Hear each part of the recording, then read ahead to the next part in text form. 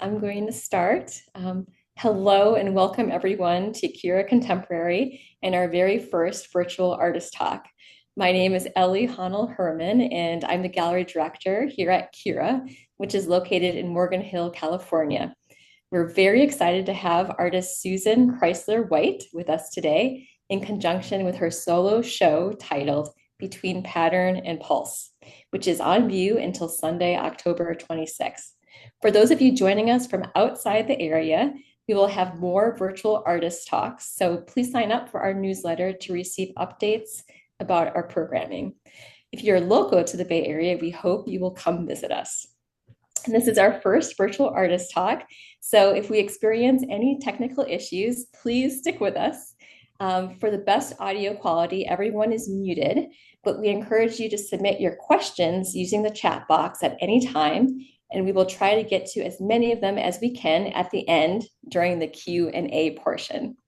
Now I'd like to introduce you to Susan. Susan is a professor emerita of painting and drawing at the University of Iowa School of Art and Art History. She has taught at such institutions as the Cooper Union School of Art and Architecture, Skidmore College, Tyler School of Art in Philadelphia and Rome and Italy, and Carnegie Mellon University. She is the recipient of the Joan Mitchell Foundation Painters and Sculptors Award, as well as a National Endowment for the Arts, Visual Artist Fellowship, and an AMACUP, Mexican Association for Arts and Popular Culture Award for Milagro del Dia project. Susan's work has been featured in numerous 1- and 2-person exhibitions in New York, Chicago, and Philadelphia, and she has completed 3 major commissions for the University of Iowa hospitals and clinics, as well as 11 other large-scale public commissions throughout Iowa and the US. Susan holds an MFA from the University of California, Davis, and a BA from the University of California, Berkeley.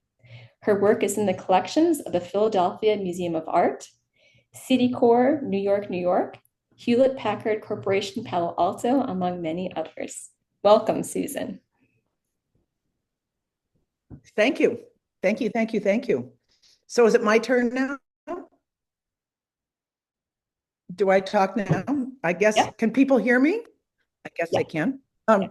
Well, thank you very much, Ellie, and thanks for having me in the show and the whole thing. It's an extraordinary place. Everybody unbelievable. So I'm going to get started. Ellie asked me to speak about some of the different kind of projects I did outside of just my art. So I thought I would start with the pictures you're seeing right here, which is a project I did and my husband and I worked on, but it was pretty much my idea, and it was what I was most where my parents lived, for my kids to get to know them for a while, because they lived in San Miguel de Allende, which is up in the mountains in central Mexico. And I had been there many times on and off, and realized that the women in the outlying communities, the Otomi and Chichimeca women who live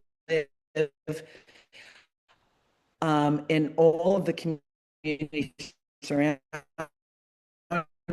no viable way of money. Men, what happened to them is to go up to the States, these very fancy trucks, and move north and work.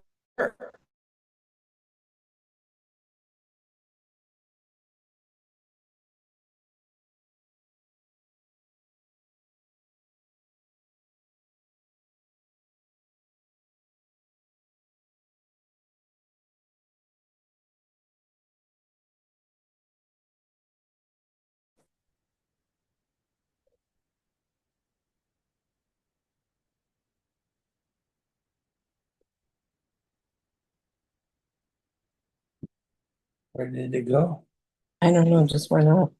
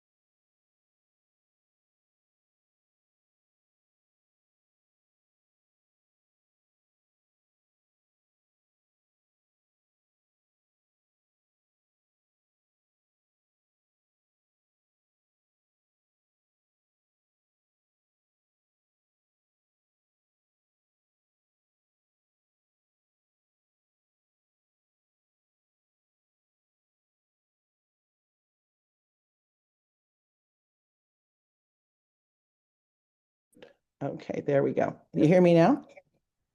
Yes, Mhm. yes. Okay, and I don't have an image up here on the screen. It just says Cura Contemporary, but I, what do I do? Getting your share. Okay, there we go. Share, okay. Share. Okay, there we go. Okay. Oh, there's a lot going on here on this picture. Okay. Okay. I'm back at it. Can you hear me there or not?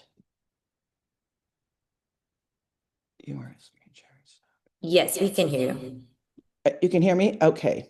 Now I've got all the people's names kind of covering my images here, but I guess that's okay, right? Uh, They can probably see your screen. okay, they'll see my screen, right? Okay, sounds good. So should I keep going? Can you hear me, guys? Yep. We can hear you, Susan. You're just going to want to go to the top where it says slideshow. Okay. Yeah, so you're in your record. Okay, I'm seeing slideshow here, pictures. Yeah, Slide. so I'm wondering if this is covering it up a little bit. No? so if you go up to kind of the top left, there's home, insert, draw, design, transitions, animation, Animation slideshow. slideshow. Yep, click on slideshow. And then all the way over at the left, there's a picture. Oh, yep, that says play from start. Okay, great. Click. Awesome. Here you Gotcha. go. Okay, great. Thank you. Okay, You're good to go. okay, so Cura and all the people's names are on the right-hand side here in the imagery, but that's all right, right? Okay. So should I keep going? Yes, Ellie, you're good to go. Yep. good to go. Okay. So I'm hoping everyone can hear me. Um, so the images you're seeing here right now have to do with the women that we were working with on this project, which was basically what you sort of see behind me, which is which is good. I have another image of that, but those are retablo paintings that you see behind me, and those are ex voto paintings, and they're giving thanks to different saints for having cured someone in the family from their ailments. Um, we thought it would be a great idea because a way of making a living that they could keep them in their homes, keep them in their ranchos, and they would embroider ex photos of the stories of their lives. And they were pretty excited about it. Although, interestingly, many of them didn't read or write. They kept saying they didn't really know if they could draw the pictures. And obviously, what happened was their kids got involved a little bit with them. And they helped, kind of with the spelling of certain things. And we began a project where we would bring on a daily on a weekly basis. Um, oops, this is not allowing me to change the image. Your screen sharing. Interesting. This is okay. Um, I'm gonna. Yeah, this is not working here in terms of, oh, no, it's going okay now. Okay, there we go. So what we did was we brought cloth and as you see here, different kinds of threads, embroidery thread for them. And we let them do whatever they wanted to do with these. We cut the squares for them. Sometimes they dyed them, sometimes we dyed them and the color. And I'm showing you now the group of women that we worked with. This is a couple of ranchos here. There were about probably maybe 40 women all told in the community of women working, maybe more and maybe less at times. But the families got involved, the girls definitely got involved. And what we went out every week and bought what they had made. And we asked them to make one project, one embroidery, and that we could keep that going in all the different communities of women that we worked with. Mostly we would meet in one area a week, but women would come from all the different communities. So this is Cuca de la Cuadrilla, the one in the purple here. She was like the queen bee. She sort of cracked the whip. and made sure everybody abided by the rules so that I didn't have to be, get really very much involved in that aspect of it. And you can see in a picture like this, all of the kids are surrounding me there at the table. They were actively involved with these retablo embroideries, and so they all had to come and take a look and see what was going on. Um, anyway, uh-oh, my computer once again is blocked on getting these things moving. Okay, there we go. So I'm going to show you a little bit. These are the retablos and that are behind me here. And you can see what those are. Those are on tin and some of them are on copper. But for the most part, they are done by men in Mexico. And so in that sense, I was interested in seeing them make their own stories, women's stories of their lives. And we had a seamstress that helped put these on cloth. But everything was done by the women themselves.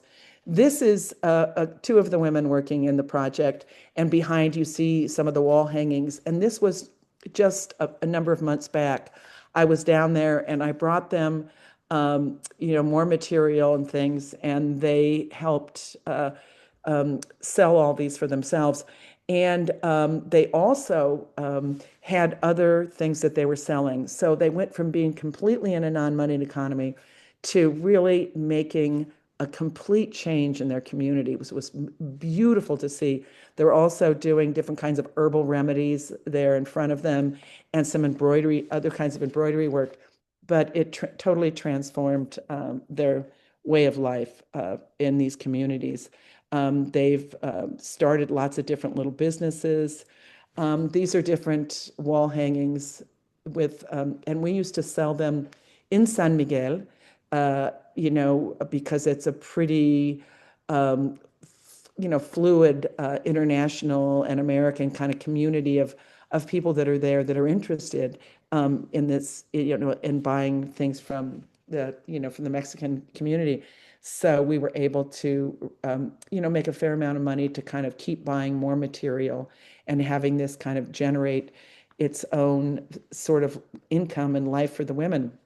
You can see these are little stories of things that have happened in their lives.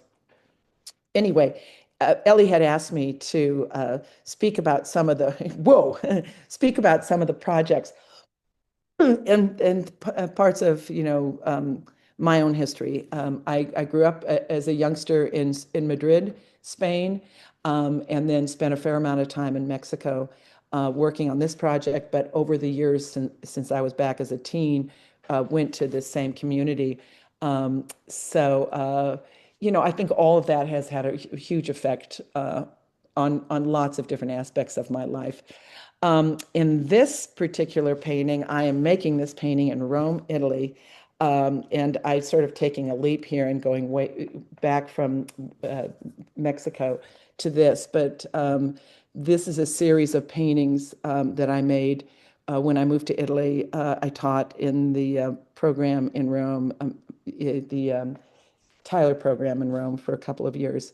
And I obviously this is an image you probably all know. It's a Frida Kahlo painting, an excerpt of a Frida Kahlo painting into this larger scale painting that I made with different canvases, different ads, like two canvases on the left and one on the right. And I don't know what happened. I just started working much more figuratively at this time began working quite figuratively. And I think Rome had a huge effect on me in terms of, oh, I mean, if you just think, I live right next to Campo de Fiori, which is a beautiful marketplace of food and everything. And I would, there's Radicchio in the upper corner. We've got, the mythological image. I was right below the Borghese Gardens. Oh, also this eel bowl was something that I saw all the time at the market. Just these bowls they'd throw down and have these eels in water. Anyway, these are paintings that I was making, and I would sort of start with one panel and then keep adding different panels. Sometimes they got quite large. The marble floor, it's the marble floor of my studio in Rome. Pomegranates galore. There was also, the Vatican Museum was ever available. And I just sort of ate it up. I loved being in Rome. And I saw that Nona Hershey is listening to this. I see her name here. And she was a very close friend of mine in Rome. Anyway, these paintings, I don't know how successful they were. They're very visceral, but very, body and kind of loud.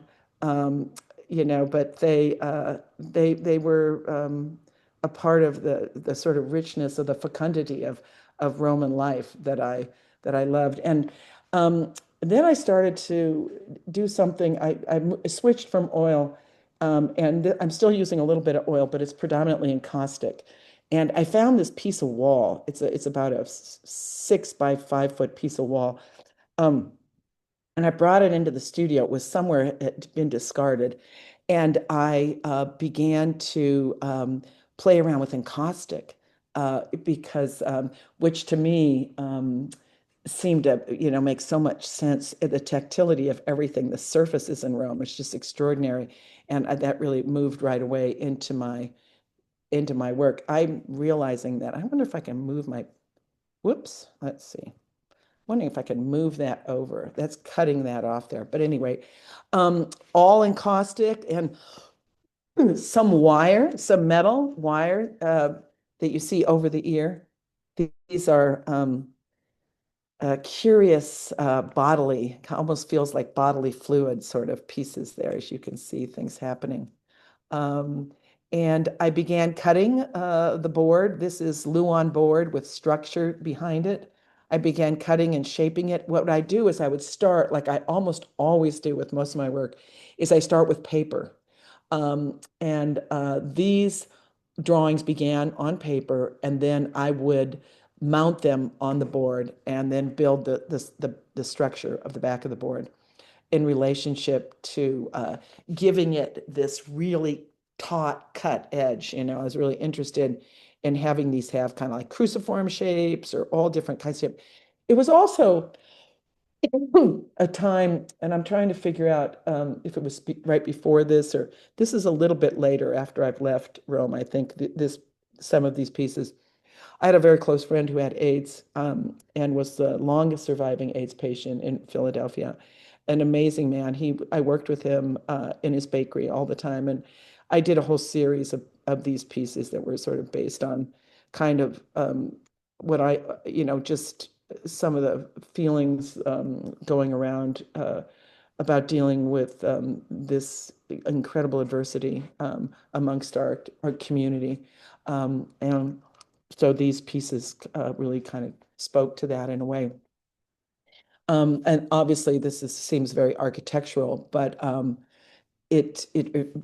really thought of it very much as the frame of a body, interior and exterior sort of frame of the body. In this particular piece, these are all encaustic and sort of scraped, heavily scraped. I'd heat it up, get it almost boiling, start brushing it on, and then work with it in terms of. Oop, it's not letting me move. I'm wondering why. Your screen sharing. Okay, let's see. Huh. Okay, maybe I'll just hit the screen there. Here we go, another one. These are actually quite large, about 6 feet across, 5 or 6 feet across these pieces. And I don't remember the titles of them, and I never really kind of kept them. They did go out quite a bit for exhibits, and I think I did sell some. Here we go. Here's another aspect of sort of working with encaustic still, and you can see that here, kind of that the mouth of this element on the left, and then this sort of drawn element with this kind of pretty visceral, pretty kind of heavy body sort of density to these. This one, I actually have a funnel that I painted with black tar on it. So you sort of, it sits inside of the cyclone that's going on, very figurative in nature, and the cyclone sort of existing kind of right in the sort of stomach portion of that sculpture. Okay.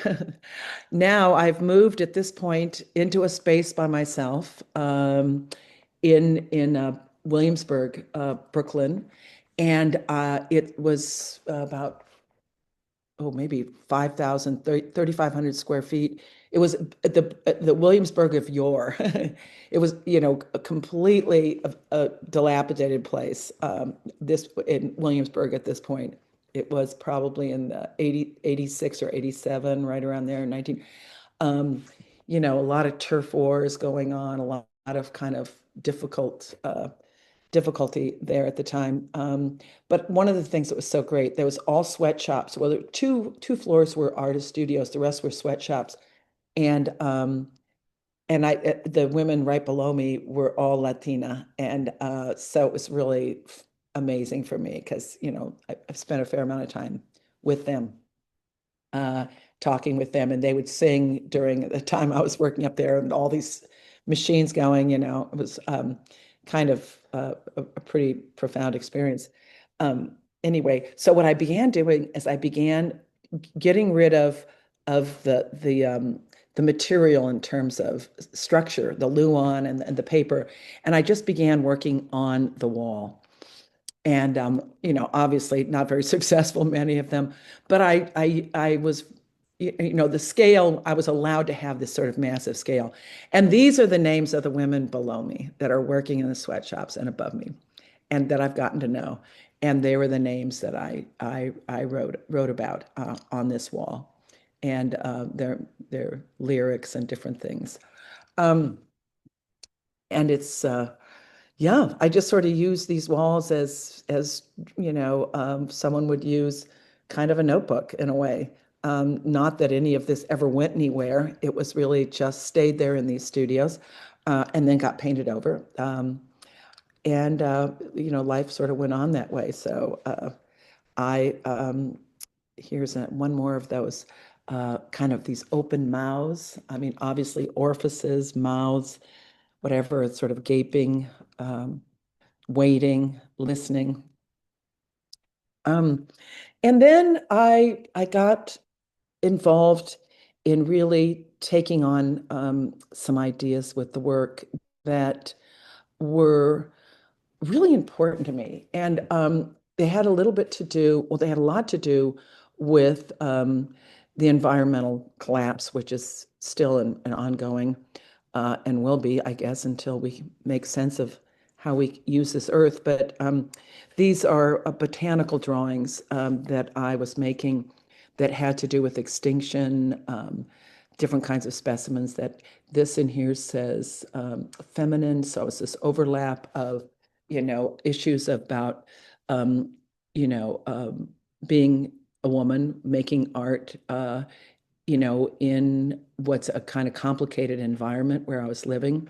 And also, let's see if I'm keep going here. Yeah, some of these are much darker than, yeah, some of them are just dark, but that's just the nature of it. So some of these have text in here. This is sort of a book, and you can open this up, and there's text inside of it that I've drawn. These are flowers that are coming out of the mouth of a wok that I took apart, a WOK, and has numerical systems. They not only are about, the despoliation of the environment, but they're about violence against women. And I was making this work watching out of a little television set, the Anita Hill trials. And I was living in an environment where it's really hard to, walk at night alone and be in an environment living there alone, but also realizing, the level of different kinds of violence going on in my neighborhoods. Anyway, this right here, this text that's written on here says endangered. A number of different texts. This is all wax and caustic, And I made these flowers that come around them. And I also tag them with dog tags of, I don't mean dog tags, they're numerical, like dog tag kind of image. Um, I feel like this right-hand panel is covering things, but I guess I've got two images here, so it doesn't really matter. Let me move that over. Whoops, let's go back. Whoop, whoop, whoop, whoop, going forward. Nope. Whoops. Now it's not letting me. Let's see. Oh, it's not letting me go back and forth. Okay, let's see. Can I go back there? No. Okay, well, we're just going to move along here. These, I'm now not so much working on the walls with some of these, but I am working with different kinds of material that's decomposing under glass. So what I would do is go out in nature with these steel pieces and put material between them that had some kind of reaction to one another. And there are drawings inside here too, transparent drawings. Um, and there you go, you get a little closer view of that. So things are sort of decomposing. Um, Once again, despoliation of the environment, obviously somewhat a seemingly violent act. Um, and so I was making these for quite some time. And then I started using the glassine again on these ladder pieces. So there's this idea of the fragility of the material, the fragility of the glass material. Tom, she's going to start talking to me. Okay, you want to grab her? Um, and and then having these layered leaf, and they stack up one against the other. I was interested in amassing numbers and accruing the idea of that with those. And there's some here, it's small, but probably just 12 by or 15 by 10 or whatever, decomposing material under these pieces as well.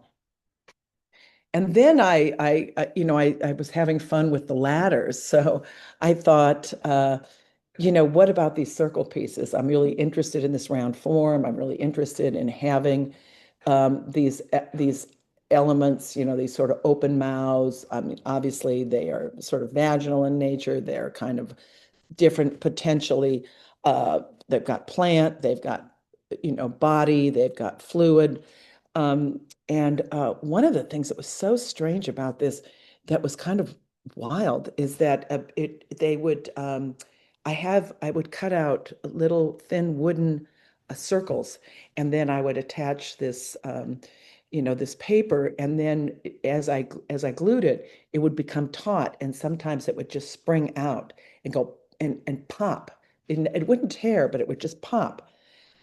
And so it would become flaccid, and then they'd become taut, and they'd make a little noise. And I was really interested in that. It was like kind of like, oh my God, the work is, you know, it's got like a human presence kind of in a way. And then I further, moved into this is when I was in Mexico. There's a great glass factory there in San Miguel de Allende, and I don't blow the glass. They blew the glass with me, and the workers because I'd never learned how to blow glass, but I'd show them shapes, and we'd sort of work together, and all of these everything that's on here is basically has glass on it or glass things contained in and there's this charred piece of charcoal. These things obviously are making reference to body, lots of different bodily kind of references. And then at the same time, the decomposing material is back to, kind of speaking to a kind of violence to the environment. I was lucky to be teaching at this point again, and I taught at Cooper Union School of Art and Architecture. And this is a section of a wall at Mass. They were so good. It was a faculty show. I took up the entire massive wall. I told them I have to put a lot of work up. I don't know how they felt about that, but they were good. I mean, they let me do it. And here we go. You see the gauze. I start using gauze under these materials. I'm taking a lot of botanical material that's decomposing and putting it under there and kind of protecting it. They're coffee filters. You can see that there. I don't know. I thought that was interesting. I guess they sort of look like some strange, you know, curious creature. Um, there we go. And this is another section of a wall hanging, a wall piece that I had done. Those images you see on the lower right, the cross, the cruciform, those are those I saw in Taranto in Italy, and they're eel traps. And I'd never seen anything like that. And it was like the most beautiful sculptural piece. And I just wanted to take them all home with me and work with them and cut them. But it's you can't do that. So I photographed them and then I utilized them in the work like that. Once again, these are large pieces. These are probably 5 feet high, and glass over decomposing material. There's all different types of gauze. Things are painted under there, and a sense that something is being sort of decomposing, I guess. And I kept on, making these sort of quasi painting slash sculptural pieces. I became a mother. And obviously, these things look like they could be somewhat breast forms and they could be, clothed or whatever. And a lot of the work sort of changed a little bit after, I think most women I know who have kids that are seriously working in their studios on a daily basis, their work definitely, changes. Goes through different types of changes. So here we go. I'm going to keep going here. I realize I better get going because I don't want to be too late. And some of these are these doilies that I would get at thrift stores, and then I would dip them in glues and have them become these rich kind of breast formations, sort of coming out of the forms. And this was something I just threw in because, when I was in Mexico working on the project, they used embroidery hoops, and I went and purchased a lot of embroidery hoops and used them in making things. And I printed all of these on this really fine, beautiful, translucent paper that I got there. And I would play with these not embroidery, but crocheted pieces that I collected from the thrift store and made my work. It was just a way of keeping work going, regardless of having that big project and raising 2 kids. These are large paintings I started doing at this point in time. I was kind of a little bit lost, I think, in where to go next. I had been doing so much of the installation work and large scale installation work that I really wanted to sort of come back to painting.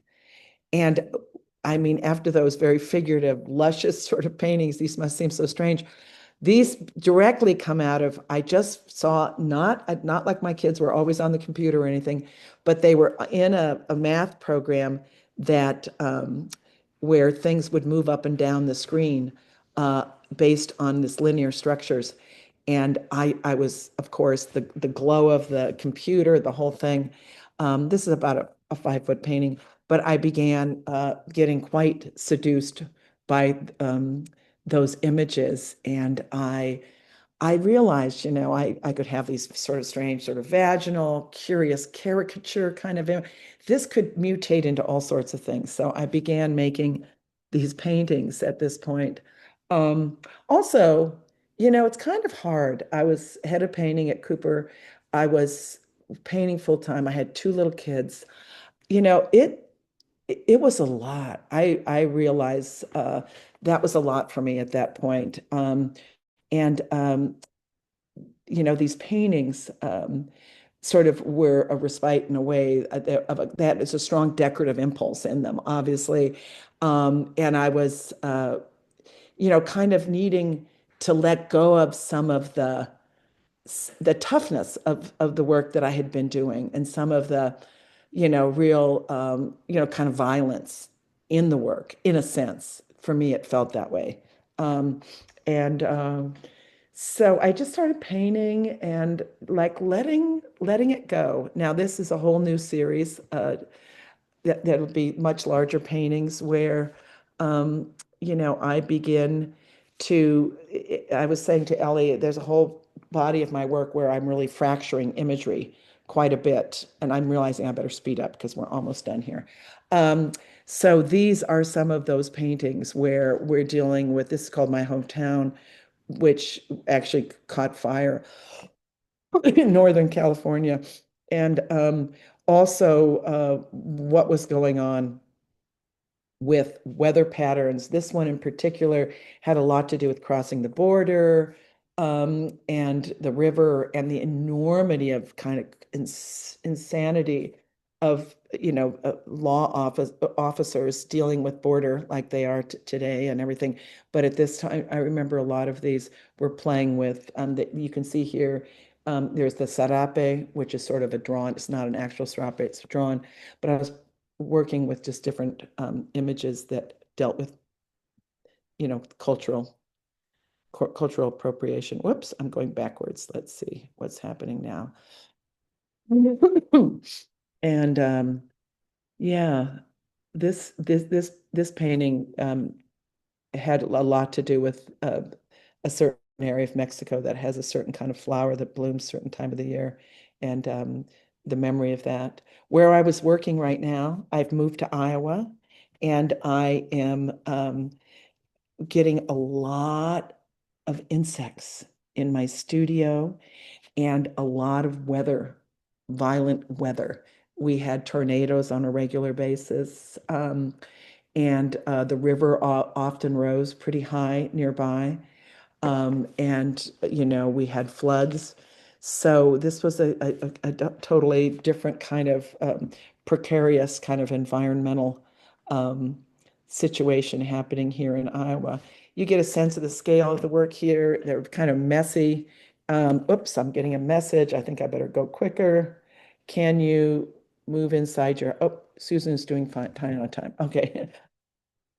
Um, so here are some pieces on the floor. You get a sense of scale. I'm beginning to use plexiglass on the floor on those. Um, Oops, going the wrong way. There we go. Is this the right way or the wrong way? Am I going backwards? There we go. Okay. So these continue.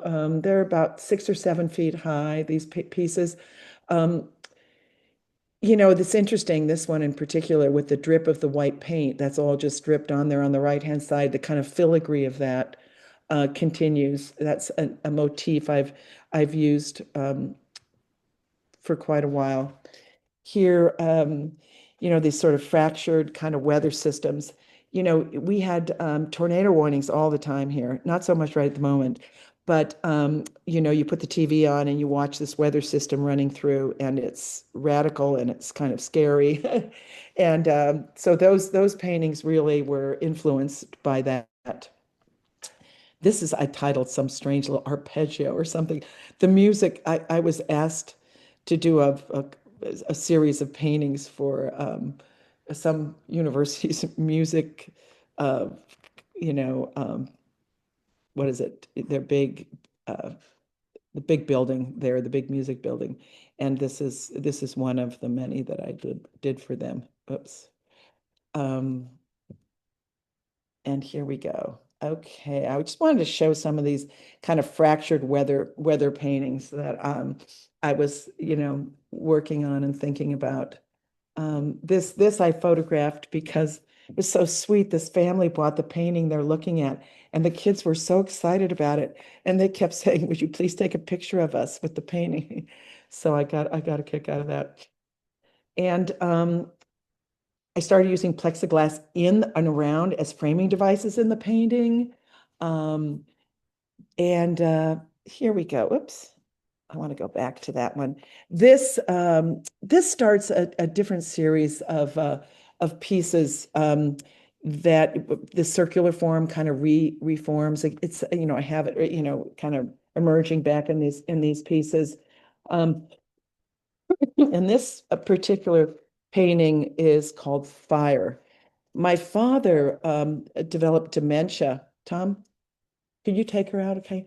Developed dementia at this point in his life. And every time he was concerned or worried about anything, he would yell fire. And so this was a piece that was sort of about the loss of my dad's mind. And okay, we're getting, I think, toward the end here. This is a monster painting. This is a monster painting I did. It's very different color systems here, as you can see. This is a wraparound painting that I did for a, a building here at the University of Iowa in transportation. And they said, could you make a painting about transportation? And I said, I will transport you. So I had fun. This was the piece that I did. It probably ended up being, oh, I don't know how many feet. It was huge. And there were different panels, and I did them in and outside of my studio, and the wind would take them away. They're made out of corrugated aluminum, no, corrugated panels like they make airplanes out of. So, oh, so that's, and here we are. We're here at Cura Contemporary now at the show in Morgan Hill. And I've got the sculpture. It's just the one sculpture on this side and another one on the other side. But I just love the fact of the way the light is hitting everything, and just light bounces around from the work. Oops, damn. Okay. And here it is inside. It's called between pattern and pulse. That's what it is, between pattern and pulse. I have to remember these things. I'm sort of bad memory. Anyway, this is a really interesting display. Look at the way they do this. So this building is phenomenal. I mean, I almost feel like the building is enough. You don't really need a lot of art, but I shouldn't say that. You do need art in this building. But these move up and down the way in the room, and it can flip any way you want to have these. And obviously there's a certain restraint on size. Those are 42 by 32 paintings, but it's a beautiful space. And then there's got an incredible amount of glass in it. The piece behind there is a painting that I actually really like. People don't usually say that I love my painting. No, but this one I like. This is a picture in my studio, which is a little different in the gallery, where the dichroic plexiglass actually is completely attached to itself. So there's no lines in the center. And there you go. What I love about the dichroic is I do use, plexi on the work at times, but look at that. I mean, this is my work tends to be pretty flat, right on the surface. It's right in your face. And yet the dichroic brings you right into this deeper space. And as well as this one, Veo Todo, the lower part sort of brings you into a different set of information from the work that you have there. And so that, I don't know what I'm going to do about it. I know it's not great for the environment. I love using it. I definitely think about it a lot. So I'm going to, make a decision at some point. This is called Traveler. And they're so great at Cura. They're unbelievable. You unstretch, roll things up, and they make stretcher bars for you there. It's so great. This, I think, is a good example of the way I work. The one on the left is underneath the one on the right. I thought that was finished, but I ended up making it into the one on the right. So there's a lot of layers that go on in the work. And at any given point, I kind of feel like I might be ready, that's done. And the work just kind of keeps moving. So, and I keep adding more onto it. My husband is a complete minimalist. So when he wanders into the studio, he just shakes his head and wanders out. And here are two pieces. These are both interesting. They're both very different, obviously, in some way, but they're about dandelions. They're about the beauty of dandelions and dandelion, and everyone's trying to kill it. Everyone I know tries to put poison on their dandelions, and I think they're like the most precious, beautiful flower and plant. And here are keepers of light. They're in there keeping the light going. Ariadne sky. There's a number of these that are based on, yeah, obviously, different Greek mythology, and a number of the images, like the two images right there, Daphne and Apollo, you see right in this area here, are from the Borghese Gardens, right above where I used to live in Rome, above where Tyler School of Art was. And I would go up there and draw from that, from being there and doing that. And here's Persephone and Hades and the underworld going at it. She's trying to get away from him. Inside of a moth. This is the eye of the moth. And I got interested in, I feel like this is a really contentious time. And it was really hard for me to make, kind of work that, uh-oh, it's not letting me. Why are you doing this? Okay. Uh-oh. Okay. Uh-oh. It's not letting me move. Huh. Okay, we'll just do that. And this one's Stag and Four Hounds. This is a classic, amazing Greek, tale of, the transformation of these hounds that were once compadres, now are attacking the stag. So it's such a powerful metaphor for our time, and that is from a sculpture in Herculaneum in Rome, and it's small. They have a large one, but that they've made, but they're just amazing. They're beautiful. Dircey's Tragedy, a piece that has dichroic plexi on it, and I won't keep going on about all the Greek tragedies here, but that's another one. Penelope's Celestial Garden. She goes down to Hades. Listen to me. She goes down to Hades, and hangs out. No, she goes to the underworld, obviously half the year, if you know that wonderful tragic story. And there's a shot in my studio where I'm making the sculpture and the paintings are hanging out. And this is a piece that they have there at Cura called Molt. And I use a lot of different types of material in working, but as I've said, almost all of it is paper and predominantly glassine, which is an archival paper that's usually put between drawings. And I use it for a lot of my work. And I use it with different kind of matte mediums to put layer things up. And a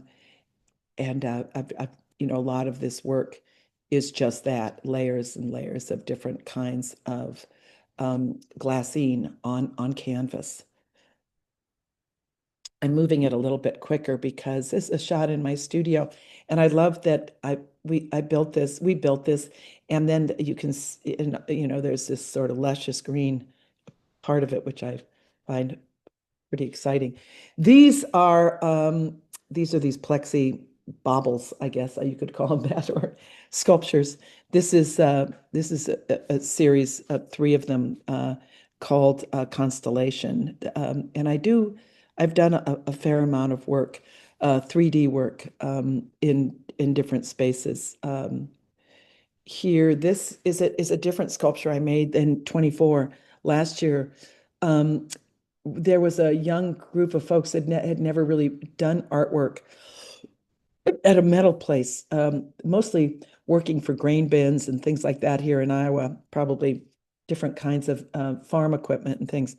And one of the guys in there knew how to do work with the computer and knew how to do laser cutting. They had a laser cutting tool. So they helped me make this sculpture. And then it's ended up, I had a couple helpers with helping me put the dichroic and different colored plexiglass inside all of that. And I would work on it outside here, outside my house. And there you go. You get a picture right here in this one where I'm, fitting the different kinds of mosaic in. Okay, I'm going to give 3 more minutes probably because I realize these are, we're going to go quickly, uh, series I did a couple years ago. And then what I tend to do is sometimes make sculptural work that also speaks to the work and maybe has a kind of connection to it, and they can live together sometimes. It's called Fertile Bones. And this is my oldest granddaughter. She's 5. She loves trains and train whistles, and she hears them all the time, when and no one else does. So I made a train quilt for her. And here's just some images inside the studio. These are 42 by 32 pieces. Mother Tongue. It was an exhibit I had at Maharishi International University.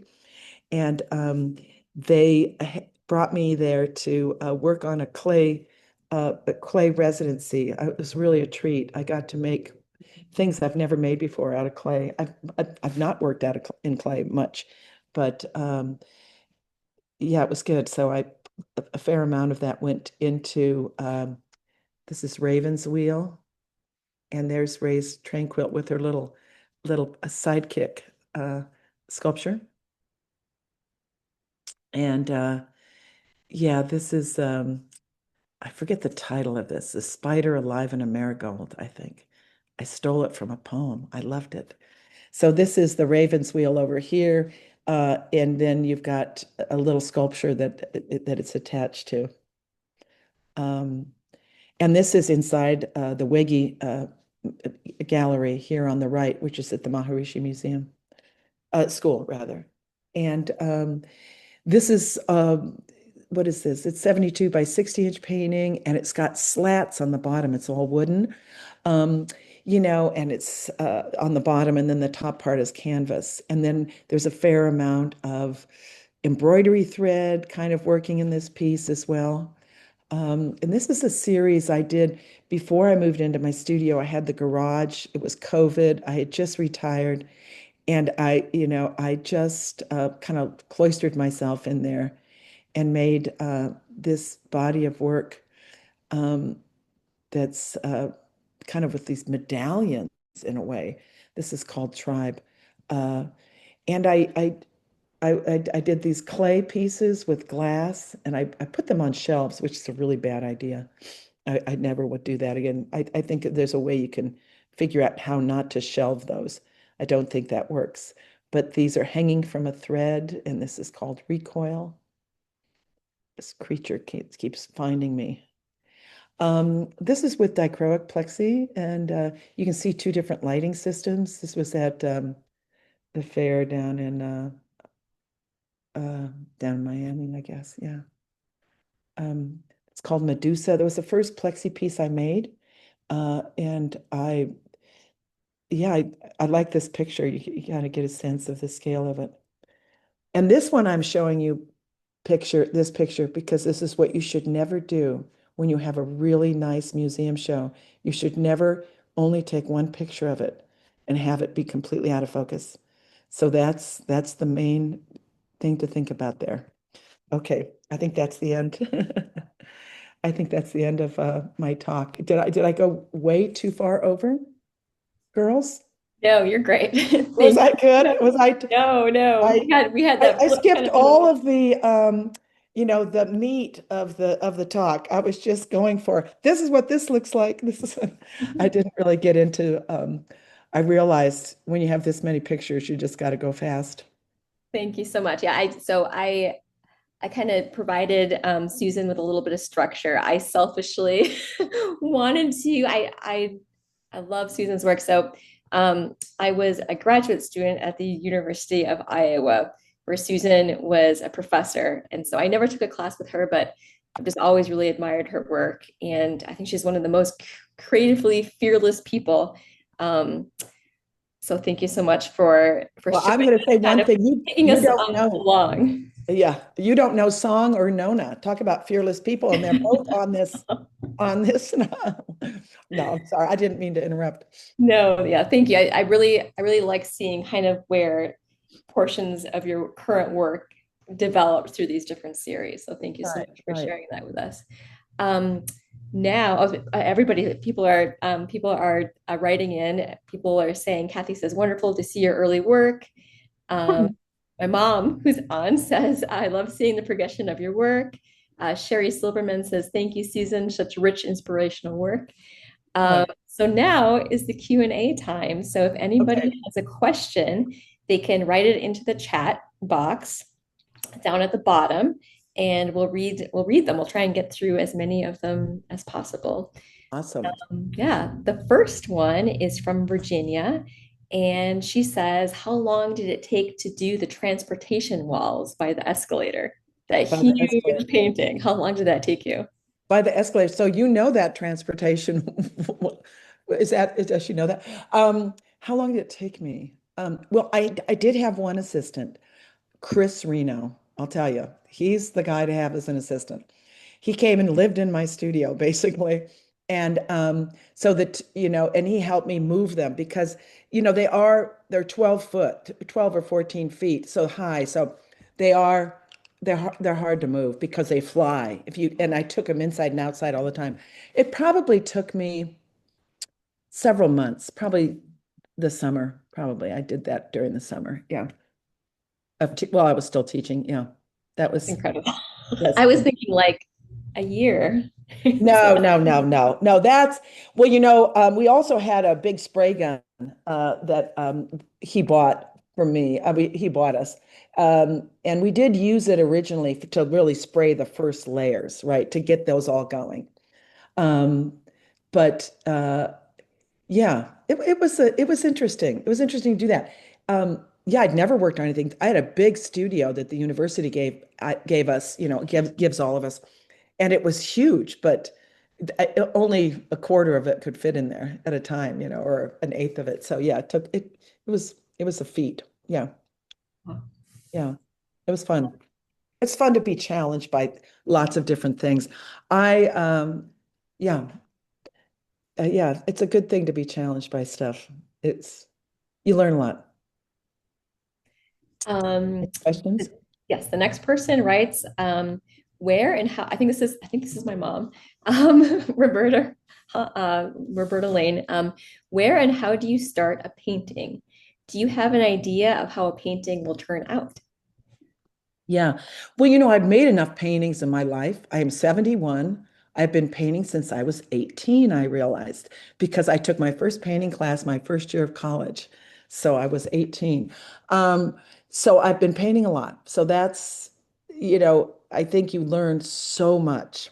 And I have taken a lot of risks in my painting and in my work, and failed miserably many times. Um, so I think, what was the question again? Yeah, yeah. Do I How do you know? Do I know start a painting? do I And know? do Yeah. you have an idea of how a painting will turn out? Okay. The reason I brought up that I've made so much work is that, you've got so many, you've got so much history making work that, the thing that I think is really, poignant and kind of important, I think, to do is to not rely on all of that wisdom, but to kind of try to really depart, find ways of departing from that, yet still being kind of true to your voice. So, so I do. I guess what I'm saying is, yeah, in a way, I kind of know maybe what the outcome might be, but I'm trying to fool myself in the work more and more, and not you know, I want to surprise myself more in the work, I guess. So, and I do that pretty regularly. Um, but sometimes when I start a series, it's really hard for me to um, to veer off too far, and so I have to think about that more. I have to let myself completely be derailed more. Anyway, I don't know if that answers it at all. Let's see. Virginia wanted to know about kind of the first slides that you showed. what was the medium that you used in Mexico? Was it embroidered? Um, the the things that I did in Mexico. Oh yeah, though the women made. Is that what she's meaning? Yeah, yeah. That's all embroidery. They we would give them sections of cloth, and it was like an incredible experience to be working with them. They were all over out in the communities, and we'd drive out there in this beat up old Volkswagen with no seatbelts. I'd hold my kid in the back, in the front seat, in the back, bouncing around, and we'd get out there and they would have, they'd be so ready to work, and we would give them these all these different pieces of cotton, and they had their own, or we bought them everything they needed, I guess, although they always had their own embroidery hoops, and then they embroidered everything, all of it is embroidered on just thin cotton fabric, so they're really beautiful, aren't they? Yeah, they're really pretty nice. The I I have a question. Um, I guess what advice would you give to an artist who is stuck? They kind of they need to break out. They're just stuck on what to do. Maybe it's a younger artist. Yeah. How would you tell them to get unstuck? Well, you know, I mean, I'm a big, strong believer in looking at lots of things, making, finding work that really ignites you, I think going and looking at a lot of work is really helpful when you're stuck, because I think by by allowing yourself to sort of go into other work, it opens you up. So going to museums, going to a lot of shows or things like that, things that ignite you, kind of go, oh my God, look at how they've done that. Um, and not that you're even ever going to borrow it the same way they would, or even use what they have. But I think that to me also, because I'm kind of in nature so much right now, hard to believe to say that Iowa, it's 99% cultivated land, but I am in my backyard. I have my studio out here, and it's absolute chaos, insanity of insects and creatures and everything. And just, I mean, what can't ignite you in that? I mean, just getting into the thick of a bunch of hollyhocks or something. I don't know. I do feel that that's not saying very much, but I do feel open your eyes, there's so much to, I think, really kind of get excited about in making work. I think also just surprise yourself, try experiment a bit too, materials and things like that. If people are in a stuck mode, um, yeah, and critique each other, yeah, get somebody that can talk to you about your work. Um, thank you. Someone else has a question. Do you paint every day? How do you schedule your time in your studio? Well, uh, I'm in my studio most of the time, when I'm not driving to Des Moines to take care of three grandkids. So I'm pretty much in there, you know. Um, I probably shouldn't be in there all the time, but I probably should be less. Um, you know, but I think all those years of teaching, like 39 full-time years of teaching, it's probably studio wants me in there. I'm in there a lot.